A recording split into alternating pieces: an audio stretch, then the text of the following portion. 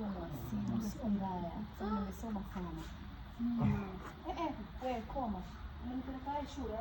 Bora mtoto vizuri mimi. Tunataka kwa mjini.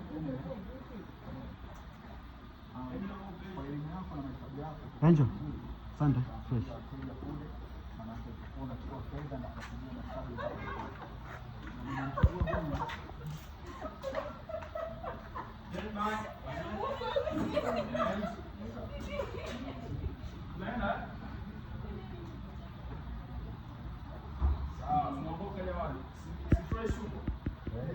Simba and action.